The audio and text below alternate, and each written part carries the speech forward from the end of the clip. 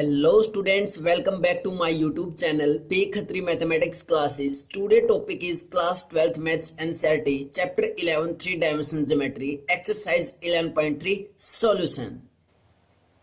Question number 12 देखते हैं बेटा, बहुत ही अच्छा क्वेश्चन है। क्या है? Find the angle between the planes whose vector equations are vector की डॉट प्रोडक्ट किसके साथ 2i कैप प्लस के 2j cap minus 3k cap equal to 5। And जो सेकंड प्लेन की इक्वेशन दी गई हमें वेक्टर फॉर्म, वो क्या दे रखी है कि आर वेक्टर की डॉट प्रोडक्ट किसके साथ 3i cap minus 3j cap plus के 5k कैप और इक्वल टू 3। क्लियर है?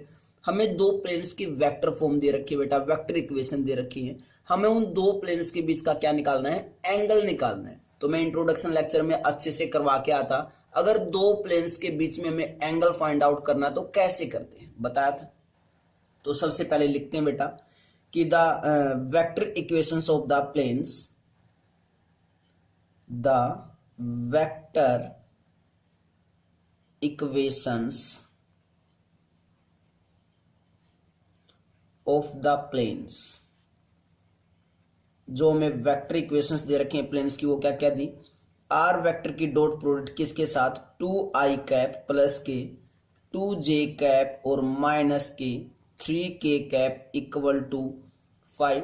और जो सेकंड हमें दी वो क्या दी हमें कि आर वेक्टर की डॉट प्रोडक्ट किसके साथ है 3i कैप माइनस के 3j कैप और प्लस के 5k cap equal to 3। Clear है? अब हमें अगर एंगल फाइंड आउट करना है, क्या निकालना हमें? अगर एंगल फाइंड आउट करना है तो अगर मैं फार्मूला लिखूं तो क्या आएगा? The angle between two planes, दो प्लेन्स के बीच का अगर हमें एंगल निकालना है तो फार्मूला क्या होता है? Cos theta equal to modulus of n1 vector की डॉट प्रोडक्ट n2 वेक्टर के साथ और डिवाइडेड बाय क्या आ जाएगा? n1 वेक्टर का मैग्नीट्यूड इनटू n2 वेक्टर का मैग्नीट्यूड। ये हमारे पास है फार्मूला होता है। That's clear. अब अगर हमें मिल जाए बेटा n1 वेक्टर n2 वेक्टर, और ये n1 n2 वेक्टर क्या है? नॉर्मल वेक्टर्स हैं। क्लियर है? क्या ये नॉर्मल वेक्टर्स है? तो क्या मैं इस वेक्टर, जो हमें वेक्टर फॉर्म दे रखी है प्लेन्स की, क्या मैं इसको ऐसे लिख सकता हूं? आर वेक्टर की डॉट प्रोडक्ट किसके साथ n1 वेक्टर के साथ इक्वल टू d। जब आर वेक्टर की डॉट प्रोडक्ट n1 वेक्टर के साथ हुई होगी तभी तो d के इक्वल आया होगा। क्लियर है? और सेम ऐसी ये सेकंड कैसे आई होगी? आर वेक्टर की डॉट प्रोडक्ट किसके साथ है n2 वेक्टर के साथ इक्वल टू, यहाँ पे d1 लिख देते हैं, यहाँ पे d2 लिख देते हैं। क्लियर है? तो n1 वेक्टर और n2 वेक्टर जो है वो हमें डायरेक्ट दिखाई दे रहे हैं, तो निकाल देते हैं बेटा। n1 वेक्टर हमारे पास क्या आ चुका है 2i कैप प्लस के 2j कैप और माइनस के 3k कैप। क्लियर है? और जो n2 वेक्टर है वो कितना आया हमारे पास 3i कैप माइनस के 3j कैप और प्लस के 5k कैप। क्लियर है? अब हमें फार्मूले में क्या चाहिए? n1 वेक्टर और n2 वेक्टर की क्या चाहिए? डॉट प्रोडक्ट चाहिए। तो सबसे पहले डॉट प्रोडक्ट ही निकाल लेते हैं। n1 वेक्टर की n2 वेक्टर के साथ क्या करनी है? डॉट प्रोडक्ट तो करते हैं बेटा। क्या आएगी? 2i कैप प्लस के 2j कैप माइनस के 3k कैप की डॉट प्रोडक्ट किसके साथ? n2 वेक्टर, और n2 वेक्टर कितना है 3i कैप माइनस के 3j कैप और प्लस के 5k कैप। क्लियर है? तो डॉट प्रोडक्ट करेंगे तो कितना आएगा 3 2 जा 6 और minus 3 into 2 is minus 6, minus 3 into 5 is minus के 15, प्लस 6 और minus 6 both are cancel out, means कितना आया माइनस के 15। क्लियर है? मीन्स हमारे पास n1 वेक्टर की डॉट प्रोडक्ट किसके साथ है n2 वेक्टर के साथ कितनी आई? माइनस के 15 आ गई। क्लियर है? और हमें क्या निकालना है? n1 वेक्टर का मैग्नीट्यूड और उसके बाद n2 वेक्टर का मैग्नीट्यूड। तो n1 वेक्टर का मैग्नीट्यूड निकालते हैं सबसे पहले।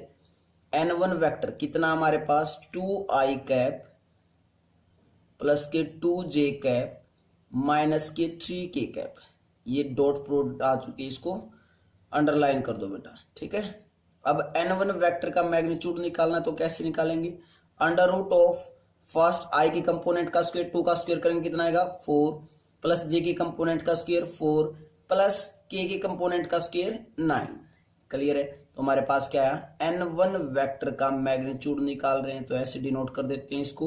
तो कितना आएगा under root of 9 + 4 is 13, 13 + 4 is 17। Clear है। सेम ऐसे ही n2 वेक्टर का मैग्नीट्यूड निकालेंगे।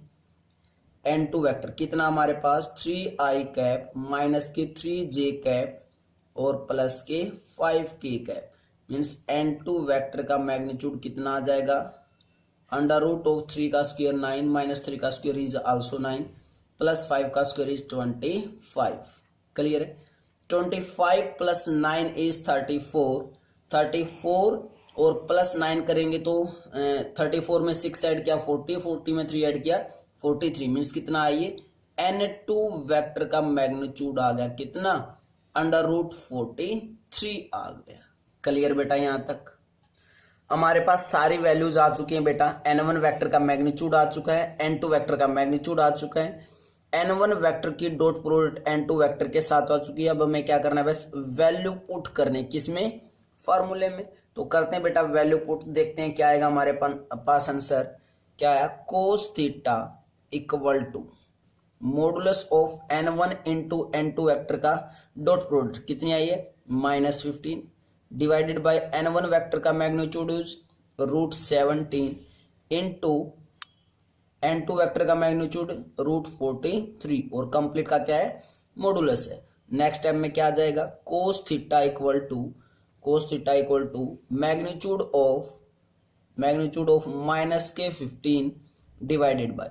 अब ये अंडर रूट से बाहर कुछ नहीं निकल रहा तो दोनों जो भी हमारे पास अंडर रूट में वैल्यूज उनको क्या कर देते हैं मल्टीप्लाई। तो मीन्स 43 को जब 17 से मल्टीप्लाई करेंगे तो ये कितना बनेगा बेटा 731 मीन्स अंडर रूट 731 आ गया नीचे। क्लियर है। और ये मॉडुलस क्या काम करेगा इस नेगेटिव साइन को क्या बना देगा बेटा पॉजिटिव। तो it means cos theta equal to 15 upon under root 731। हमें क्या निकालना था एंगल निकालना था मीन्स थीटा की वैल्यू निकालनी है। तो थीटा किसके इक्वल आ जाएगा theta equal to cos inverse 15 upon under root 731। This is your answer. Check कर लो बेटा this is your answer check कर लो। क्लियर है। तो बहुत ही अच्छा क्वेश्चन था, बिल्कुल आसान है। बस हमें जो वेक्टर्स की जो भी हमें प्लेन्स की वेक्टर फॉर्म दे रखी थी वहां से हमने n1 वेक्टर n2 वेक्टर निकाला देन उसको सोल्व आउट किया और वैल्यू पुट किया और कुछ भी काम नहीं किया है। क्लियर है। नेक्स्ट क्वेश्चन करते हैं question number 13। Then before that pause the video, note it down.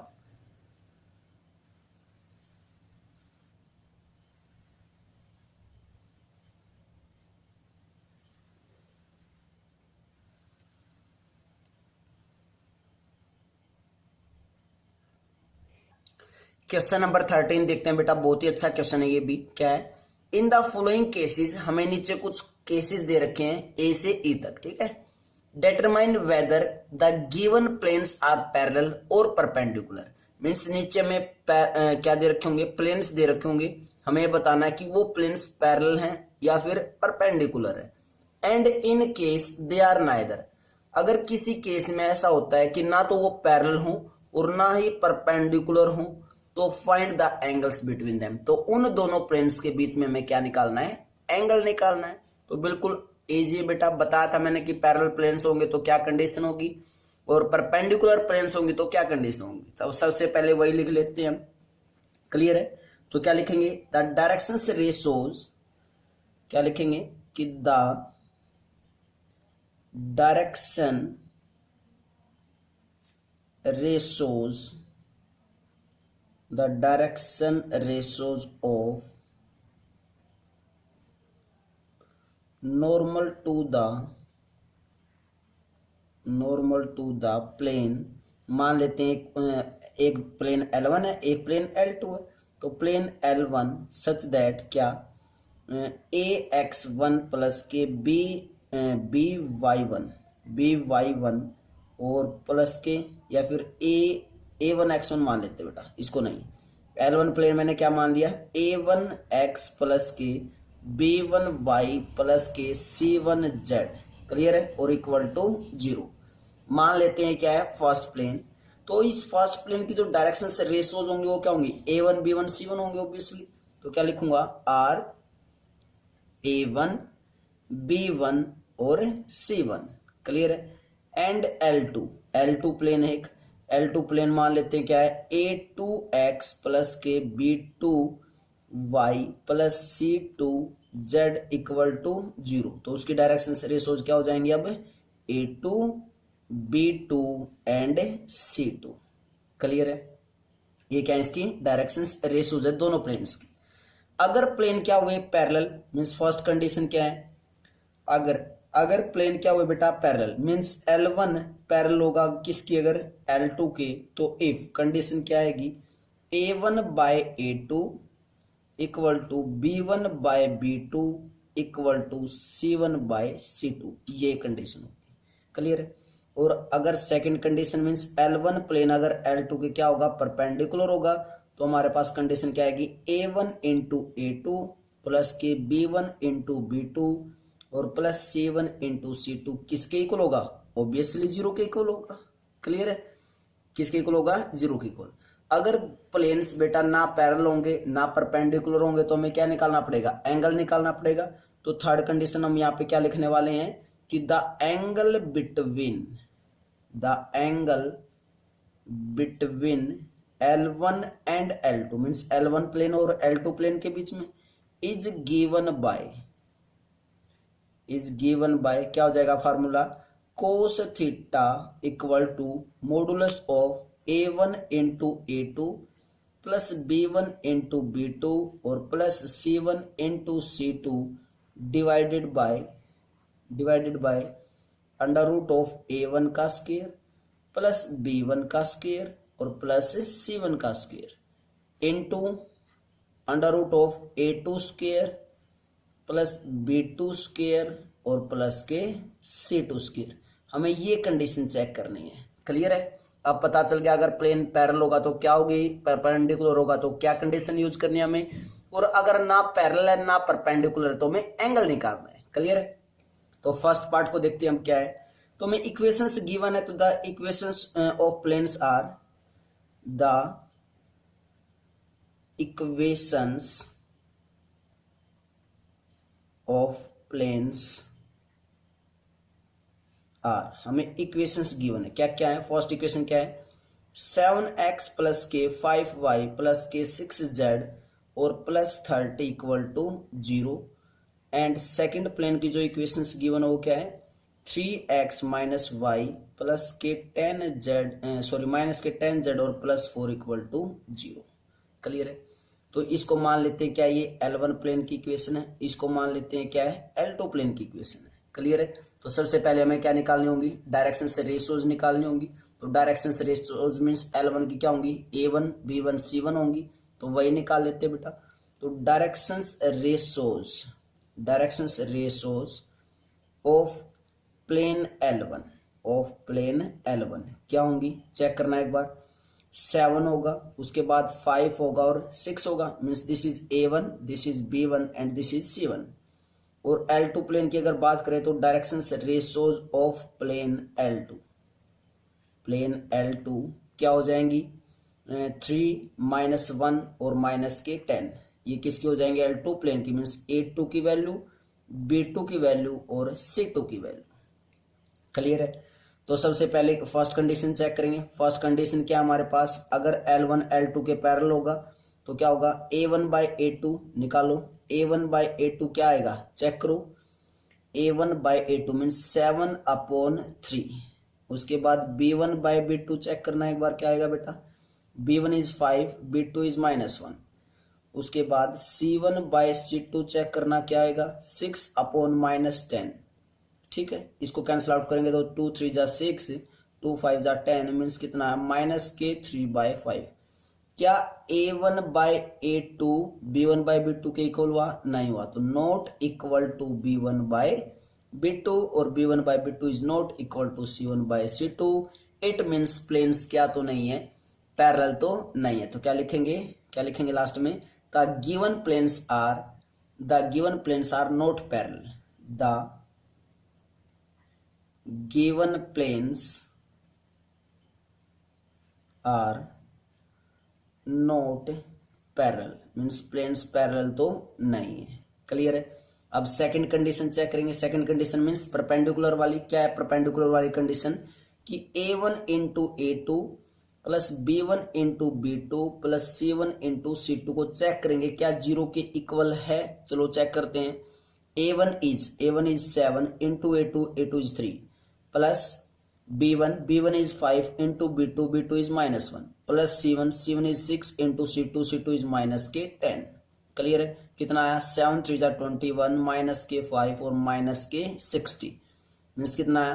Plus के 21 और माइनस के 65। क्लियर है यहाँ तक? तो कितना आएगा हमारे पास? माइनस के 44 not equal to zero, means zero की इक्वल नहीं आया। अगर जीरो की इक्वल नहीं आया तो हम यहाँ से क्या लिखने वाले हैं? क्या लिखने वाले हैं कि the given planes are not perpendicular. Clear है। अब अगर पैरेलल भी ना हो परपेंडिकुलर भी ना हो तो हमें क्या चेक करना होता है? इन दोनों प्लेन्स के बीच का एंगल निकालना होता है। और वो भी हमने लिखा है बेटा। एंगल कैसे निकालेंगे प्लेन L1 और L2 के बीच में? कि cos theta C part means इसी का थर्ड स्टेप कर रहे हैं। फर्स्ट पार्ट का ही थर्ड में कर रहे हैं। क्योंकि थर्ड कैसे? पहले हमने पैरेलल चेक किया, उसके बाद परपेंडिकुलर चेक किया है नहीं, उसके बाद एंगल निकालेंगे अगर नहीं है तो। मीन्स कोस थीटा किसके इक्वल होगा? A1 into A2 plus B1 into B2 plus C1 into C2 और divided by under root of A1 का स्क्वायर प्लस B1 का स्क्वायर प्लस C1 का स्क्वायर इंटू A2 का स्क्वायर प्लस के B2 का square और plus C2 का square. That's clear. ये फॉर्मूला यूज करने वाले हैं। तो क्या आएगा? चेक करो बेटा। हमारे पास क्या आएगा? Cos theta equal to modulus of A1 A2 B1 B2 C1 C2 की अभी मल्टीप्लाई करके ऐड किया था बेटा। कितना आता? माइनस के 44। तो ऊपर कितना आया? Minus 44 divided by under root of A1 का square. A1 is 7 means 49 plus B1 का स्क्वायर। B1 इज 5 का square 25 plus C1 square means 6 का स्क्वायर 36। क्लियर है। Into A2 square. A2 is 3 का स्क्वायर 9 प्लस B2 का square. B2 is -1 का square plus 1 plus C2 का square. C2 is -10 का square is 100। Clear है। और कंप्लीट का क्या फिर? मॉडुलस है। क्लियर है यहाँ तक? नेक्स्ट स्टेप में क्या आया? Cos theta equal to modulus of -44 divided by under root में क्या आएगा? चेक करो एक बार। 25 प्लस 36 प्लस के 49 ऐड करेंगे तो कितना आएगा?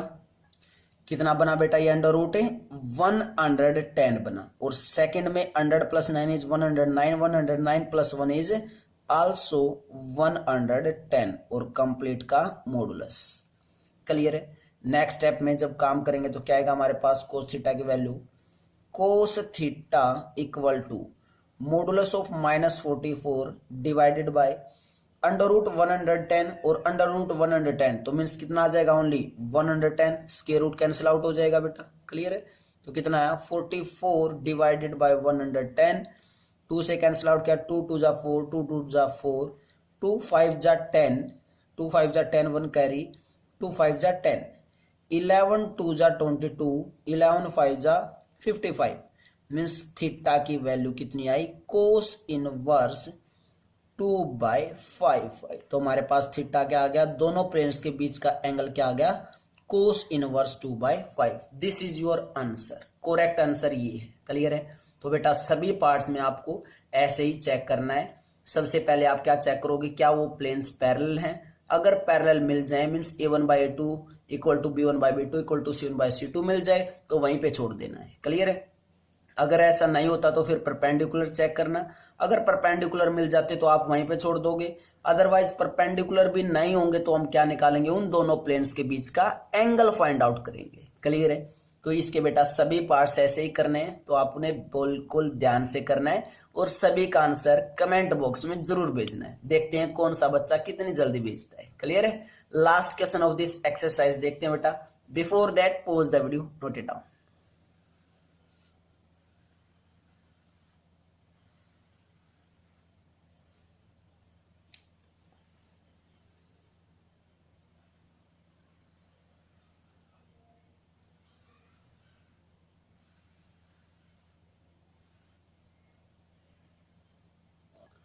Last question of this exercise बेटा 14th क्वेश्चन, बहुत ही इजी क्वेश्चन है, देखते हैं एक बार। In the following cases find the distance of each of the given point from the corresponding given plane. Means एक हमें गिवन पॉइंट होगा, एक क्या होगा, गिवन पॉइंट होगा, उस गिवन पॉइंट से एक प्लेन तक का हमें क्या निकालना है, डिस्टेंस निकालना है। ठीक है, तो निकाल सकते हैं, हमें पॉइंट गिवन है, प्लेन गिवन है और फार्मूला भी हमें गिवन है बेटा। तो देखते हैं वो क्या गिवन है, मीन्स गिवन होने का मतलब हमने करवा रखा है, क्लियर है। तो देखते हैं क्या लिखेंगे सबसे पहले कि the distance between a point, means हमें अगर किसी पॉइंट से अगर एक प्लेन का डिस्टेंस निकालना तो कैसे निकालते हैं, वो फार्मूला लिख रहे हैं सबसे पहले, क्लियर है। तो क्या है कि the distance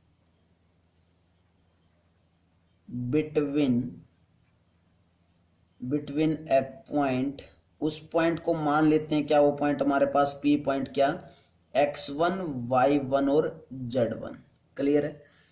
and a plane, और उस प्लेन को हमने मान लिया क्या है, ax प्लस की by प्लस की cz और इक्वल टू d है, क्लियर है। इज, तो कैसे निकालेंगे, क्या फार्मूला होता है, d equal to modulus of ax1 plus के by1 प्लस के cz1 और माइनस के d और डिवाइडेड बाय क्या जाएगा, under root of capital A का स्क्वायर, कैपिटल B का स्क्वायर और कैपिटल C का स्क्वायर और इस कंप्लीट का मॉडुलस, दैट्स क्लियर। ऐसे हम किसी भी प्लेन से एक पॉइंट का डिस्टेंस निकाल सकते हैं, क्लियर है। अगर फिगर बनाना चाहो तो बेटा फिगर भी बना सकते हैं इसका इजिली। मान लेते हैं ये वो पॉइंट है जहां से हमें डिस्टेंस निकालना, तो इस पॉइंट को मैंने क्या माना है, जनरली P, इस P के कोऑर्डिनेट्स मान लेते हैं क्या है, x1 y1 और z1, क्लियर है। अब हमें इस पॉइंट से एक प्लेन तक का क्या निकालना है, डिस्टेंस निकालना है। तो अब एक प्लेन ड्रॉ करना पड़ेगा, वो प्लेन ड्रॉ कर देते हैं बेटा एक बार। मान लेते हैं ये हमारे पास वो प्लेन है, ठीक है, ये क्या हमारे पास वो प्लेन है, दिस इज योर प्लेन। इस पॉइंट से इस प्लेन तक का हमें क्या निकालना है, डिस्टेंस। मान लेते हैं ये प्लेन तक डिस्टेंस कुछ यहां से ऐसे आएगा, मीन्स हमें ये डिस्टेंस निकालना है और इसको हमने क्या बोला है, स्मॉल d नाम दे रखा है, ये डिस्टेंस निकालना है, ठीक है। ये d डिस्टेंस हमें फाइंड आउट करना है, दैट्स क्लियर। क्लियर बेटा। इस पॉइंट से इस प्लेन तक, इस प्लेन पे भी तो कहीं ना कहीं आके लाइन टच होगी, तो इस प्लेन से इस पॉइंट तक का डिस्टेंस कैसे निकालेंगे। और इस प्लेन की जो जर्नल इक्वेशन हमने मानी है वो क्या मानी है बेटा, ax प्लस के by और प्लस के cz और इक्वल टू d मानी है, क्लियर है, बोलो जल्दी। तो सभी पार्ट्स में सेम उसी वे से निकालेंगे जैसे मैं फर्स्ट पार्ट का निकालने वाला हूं, क्लियर है। फर्स्ट पार्ट में मैं जो गिवन पॉइंट है वो क्या दे रखा है, चेक कर लो, 0 0 0 दे रखा है। और जो प्लेन है वो क्या दिया, 3x minus 4y plus 12z equal to 3। तो सबसे पहले क्या लिखेंगे फर्स्ट पार्ट में कि द गिवन पॉइंट इज, क्या गिवन पॉइंट हमारे पास 0 0 और 0 एंड द प्लेन हमें प्लेन क्या गिवन दिया, इज 3x माइनस के 4y प्लस के 12z और इक्वल टू 3 दिया, क्लियर है। अब फार्मूला यूज करते हैं, फार्मूले में वैल्यू पुट करेंगे तो क्या आएगा, d equal to modulus of ax1, a is 3। अगर मैं इसको कंपेयर कराऊं तो एक ऐसी लिख रखी बेटा, ax प्लस के by प्लस के cz इक्वल टू d, ऐसे है, मीन्स a की value is 3 into x1 is 0, क्योंकि ये किसकी वैल्यू है, x1 की, ये y1 की और ये z1 की, हमने कंपेयर करवा दिया, क्लियर है। तो 3 इंटू 0, उसके बाद plus b is -4 into y1 is 0 plus c is 12 into z1 is 0 और माइनस के d इज 3 तो -3 divided by under root of a square, a means 3 का स्क्वायर 9 प्लस b का स्क्वायर मीन्स -4 का स्क्वायर, चलो लिख दो -4 का स्क्वायर और प्लस c का स्क्वायर, c इज 12 का स्क्वायर और यहाँ पे स्टार्टिंग में आएगा 3 का स्क्वायर, ये भी लिख दो ऐसे, क्लियर। एक बार क्लियर बेटा यहाँ तक। उसके बाद हमें डी की वैल्यू निकालनी है तो निकाल सकते हैं इजिली। डी इक्वल टू, ये सभी जीरो हो जाएंगे, ऊपर क्या बचेगा -3 डिवाइडेड बाय मॉडुलस ऑफ 3 का स्क्वायर 9 प्लस 16 और प्लस के 144 आएगा। क्लियर है। मीन्स नेक्स्ट स्टेप में अगर डी की वैल्यू बताए तो कितनी आई, -3 divided by under root of, add करो एक बार कितना आएगा, 144 प्लस 16 प्लस 9 मीन्स 16 प्लस 9 की अगर बात करें तो 25 को अगर 144 में ऐड करेंगे तो ये कितना आएगा, 169 आएगा। क्लियर है। मीन्स हमारे पास क्या आ गया, d equal to -3 divided by 169 का जब हम करेंगे स्क्वायर रूट तो कितना आएगा, +13 और कंप्लीट का क्या है, modulus. Means d equal to 3/13। This is the distance between a point and a plane. एक पॉइंट से एक प्लेन तक का डिस्टेंस कितना आया, 3/13 आया। क्लियर है। सेकंड पार्ट, एक पार्ट और देखते हैं क्या आएगा। सेकंड पार्ट में हमें जो गिवन पॉइंट वो क्या दिया, 3 - 2 and 1, तो क्या लिखेंगे, the given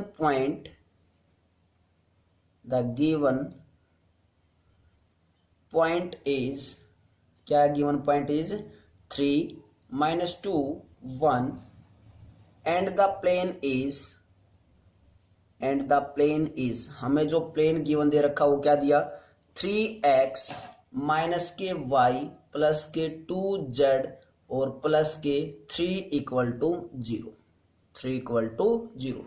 this is the plane. क्या है, 3x, सॉरी क्या दिया हमें, 2x दिया बेटा, sorry this is 2x minus y plus के 2z और प्लस 3 = 0 और गिवन पॉइंट क्या है, 3 - 2 and 1। क्लियर है। एक पॉइंट गिवन है, एक प्लेन गिवन है, तो हमें क्या निकालनी है, क्या निकालना बेटा, डिस्टेंस निकालना है इस पॉइंट से प्लेन तक का, तो इजिली निकाल सकते हैं। तो क्या लगाएंगे, सबसे पहले फार्मूला डायरेक्ट, तो d इक्वल टू किसके इक्वल होगा, ax1 प्लस के by1 प्लस के cz1 और माइनस का d divided by under root of a² plus b² plus के c² और कंप्लीट का modulus. This is x1, this is y1 and this is z1। Clear है। और अगर यहाँ पे लिखे तो ax प्लस के by प्लस के cz और इक्वल टू d होना चाहिए, ये हमारे पास है जर्नल फॉर्म है। तो d को उस साइड लेके जाएंगे तो सबसे पहले क्या हो जाएगा, वो -3 हो जाएगा। क्लियर है। तो यहाँ पे क्या है, d equal to a into x1, a is 2 × 3 plus b is -1 into y1 is -2 plus c is 2 into z1 is 1 minus of d को उस साइड लेके जाएंगे तो -3 और माइनस ये तो क्या हो जाएगा, +3 divided by under root of a का स्क्वायर, a इज 2 का स्क्वायर प्लस b का स्क्वायर मीन्स -1 का स्क्वायर प्लस c का स्क्वायर, c इज 2 का स्क्वायर और कंप्लीट का मॉडुलस। दैट्स क्लियर बेटा। तो नेक्स्ट स्टेप में क्या है हमारे पास, d equal to modulus of 3 × 2 = 6 plus के 2 और प्लस के 2 और प्लस के 3 डिवाइडेड बाय, नीचे क्या आएगा अंडर रूट में, अंडर रूट ऑफ 2 का स्क्वायर 4 -1 का स्क्वायर +1 और 2 का square 4। That's clear. Next step में क्या आएगा, नेक्स्ट स्टेप में क्या आएगा बेटा हमारे पास, d equal to modulus of 6 + 2 8 8 + 2 10 10 + 3 is 13 divided by under root of 4 + 4 is 8 और 1 9 मीन्स अंडर रूट है 9। क्लियर है। देन उसके बाद क्या है, d इक्वल टू 13/3 आया। तो this is the distance between a point and given plane. एक गिवन पॉइंट से एक गिवन प्लेन तक का अगर हमें डिस्टेंस निकालना है तो हम ऐसे निकाल सकते हैं। उसके बाद बेटा हमारे पास कुछ पार्ट्स बचे हैं, इसमें C और D पार्ट, ये अपने आप से करने हैं और आपको डिस्टेंस, जो डिस्टेंस आएगा एक पॉइंट से एक प्लेन तक का, वो आपको कमेंट बॉक्स में जरूर भेजना है। क्लियर बेटा। तो नेक्स्ट एक्सरसाइज मिसलेनियस एक्सरसाइज करते हैं, then before that pause the video, note it down. और अगर आपको लेक्चर अच्छा लगा हो, क्वेश्चन समझ में आए हो, तो बेटा कमेंट करना नहीं भूलना है। That's clear. Bye bye students.